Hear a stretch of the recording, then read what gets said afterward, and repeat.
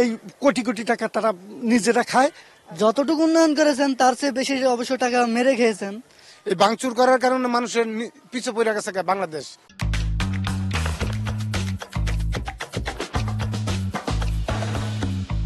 Feature 360-র পথের পেঁচাল অনুষ্ঠানে আপনাদের স্বাগতম।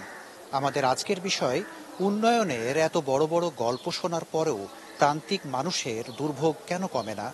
চলুন জেনে আসি এ ব্যাপারে সাধারণ মানুষ কি ভাবছে।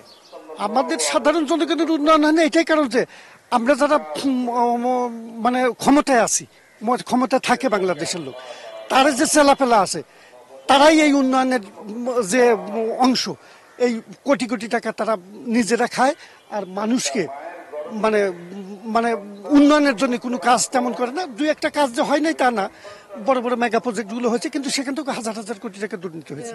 বিগত সরকার যিনি ছিলেন তিনি মানুষকে দেখানোর জন্য বড় বড় উন্নয়ন করেছেন। যতটুকু উন্নয়ন করেছেন তার চেয়ে বেশি অবশ্য টাকা মেরে খেয়েছেন। এখন যতটুকু যেটা উন্নয়ন করেছেন, যেমন আমাদের পদ্মা ব্রিজ, এরকম বড় বড় উন্নত করে মানুষের কাছে পরিচিতি লাভ করেছেন, মানুষের কাছে ভালো আত্মমর্যাদা পেয়েছেন। কিন্তু দেখা যায় তিনি যে জায়গায় উন্নত ওই জায়গায় উন্নত করেন, কই পদ্মা ব্রিজ সেখানে কোটি কোটি টাকা খরচ করতেছে, আর আমাদের এখানে কয় কোটি টাকা যাবে, এত বেশি অর্থ সম্পদ খরচ হবে না, তারপরেও আমাদের এখানে কেন সরকার উদ্যোগ নিচ্ছে না?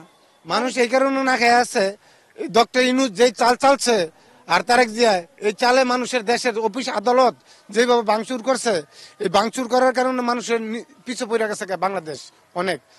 মেট্রো ট্রেন মানুষের জনগণের জন্য দিছে, মেট্রো ট্রেনটা ভাঙিয়ে দিছে। কেন এই কাজটি করছে? এটা তো আমাদের সম্পদ, জনগণের সম্পদ। জনগণের সম্পদটি কেন ভাঙতে গেছে? শুনলেন তো মানুষের কথা। এবার আপনার পালা। আমাদের কমেন্ট বক্সে লিখুন আপনার মতামত, আর লাইক, শেয়ার, কমেন্ট করে আমাদের সাথেই থাকুন। ধন্যবাদ।